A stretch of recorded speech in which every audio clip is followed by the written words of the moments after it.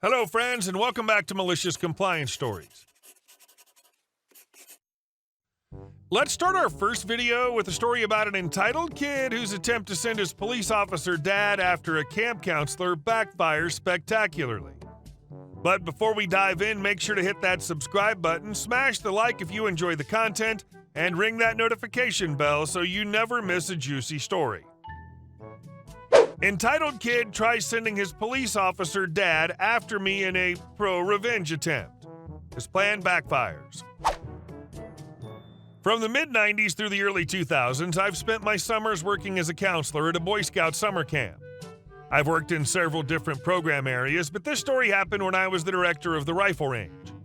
Every week, we'd get a new group of campers, and when they came up to the range for orientation, I would go over all the safety rules. I'd finish by telling the kids, "You all get one warning on this range, and this is the warning. There are only two safe directions to point your rifles, up in the air or down range. It doesn't matter if your gun is loaded or unloaded. If you break this rule and deliberately point your rifle in any other direction, you will be kicked off this range and will not be allowed to shoot here for the rest of the week."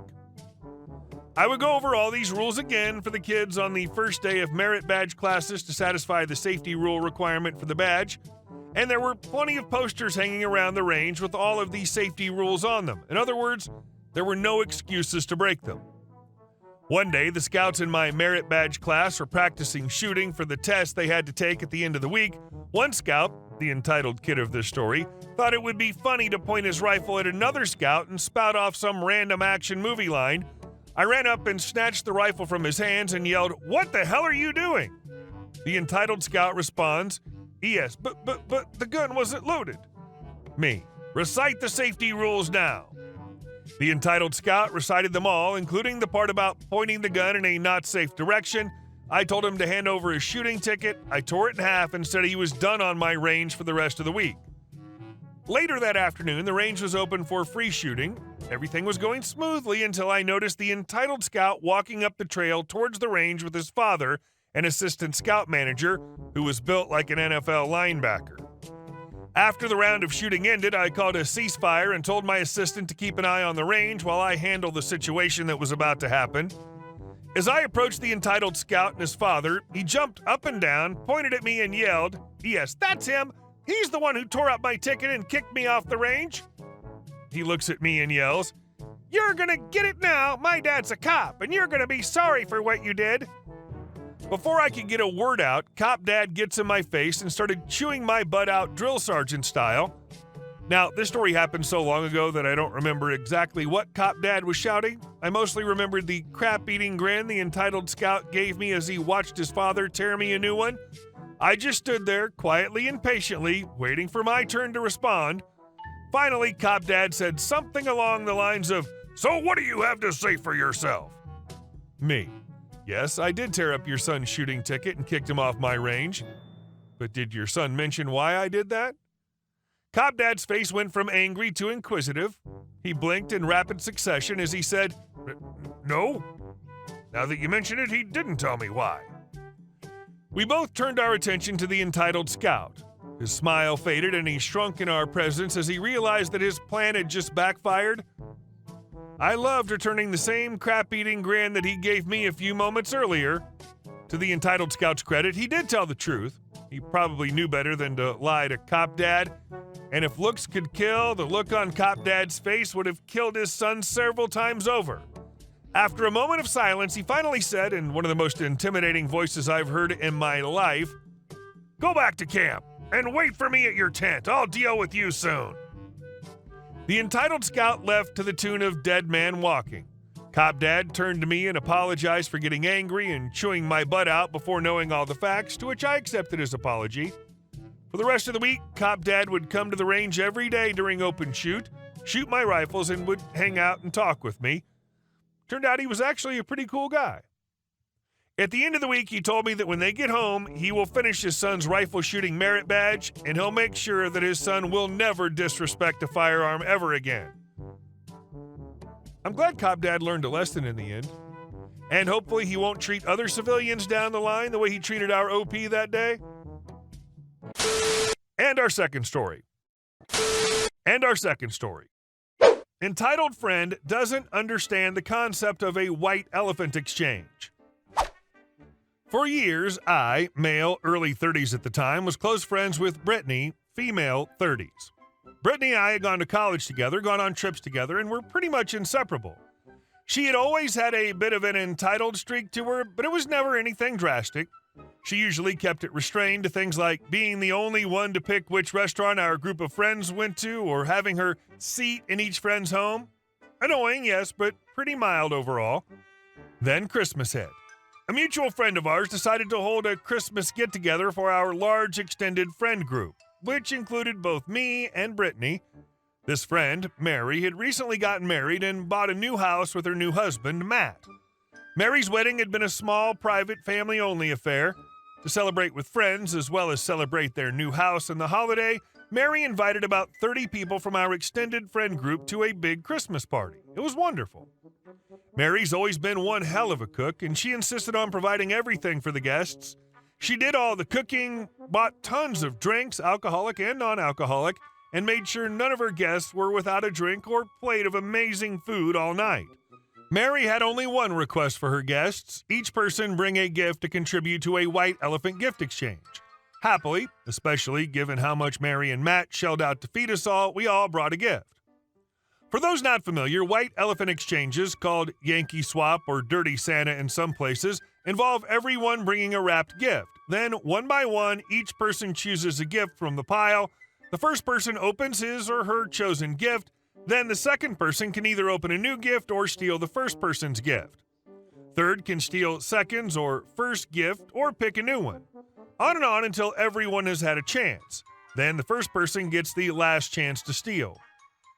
One rule put in place in a lot of these exchanges is that a gift can only be stolen twice.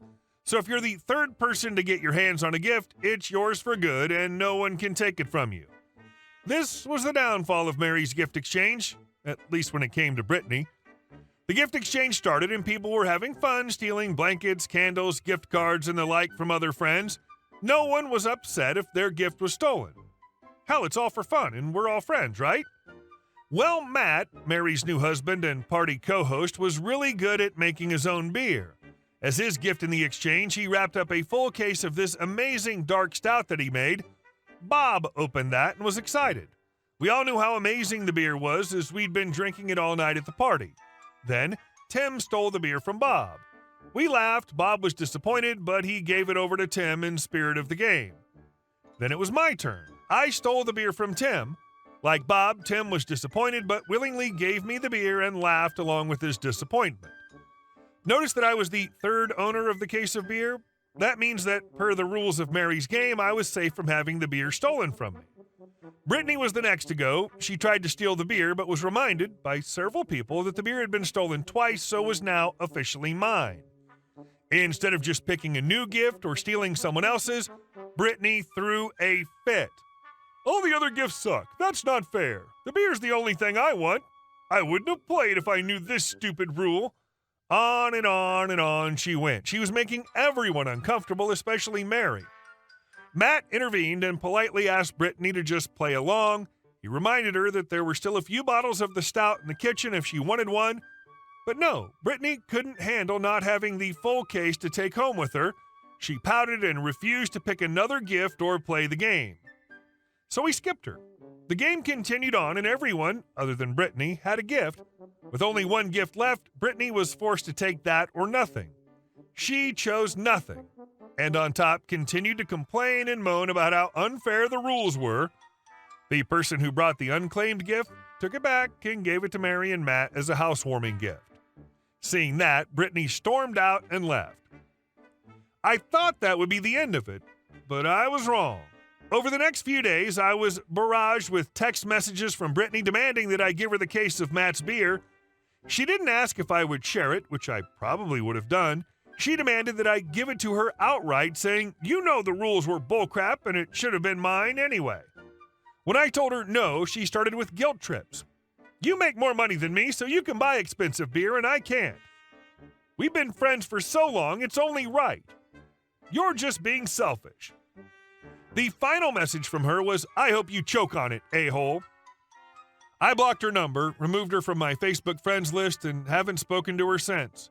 Nor, for that matter, have Mary and Matt, nor about a third of the party guests. She lost a lot of friends, all over a case of beer. It was damn good beer, though. I thought of Brittany every time I drank a bottle. And our last story. The tale of buying, building, and selling a property.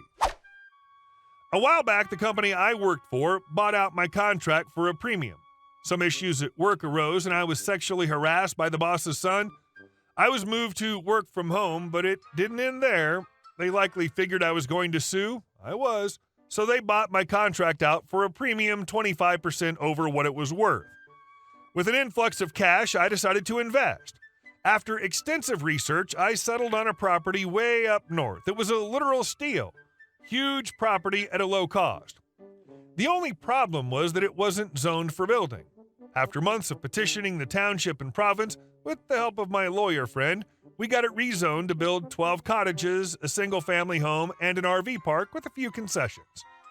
I had to put up a spot for a restaurant/store that would be leased for 99 years to the township at $1 and hire only local workers. Everything went smoothly. The septic tanks went in, solar panels were installed, and the cottages and house were built in an environmentally friendly way. All profits from every removed tree were used to plant new trees. In October, while the last of the construction was being finished, I received a call about gunshots coming from the forest on my property. It was the old owners hunting there. We had them removed, and they threw a fit, claiming it was their hunting area since their great-grandfather purchased the land. We posted no trespassing signs to prevent future incidents. When it came time to sell the property, I received a correspondence through a lawyer that someone wanted to buy one of the cottages. I'd listed it as an all-or-nothing sale, so I rejected the offer. It was the old owners, and they raised a fit, saying it wasn't fair they couldn't build on the land and that it was their family's land. I reminded them that it was their land, but they sold it to me. They then offered to buy the land back for basically what I paid for it. That was a no. I just closed on the property and sold it for 10 times my investment, including the cost of buying the land, building the cottages and house, and installing solar panels. While I feel bad for taking their memories away, I remind myself that I purchased the land as an investment. The new owners, a lovely old couple and their adult children, are going to run it as a business. Despite my success, part of me feels like a bad guy for buying the land and taking away the old owners' hunting and play memories. Hey guys, thank you all for watching the video. I'll see you in the next one.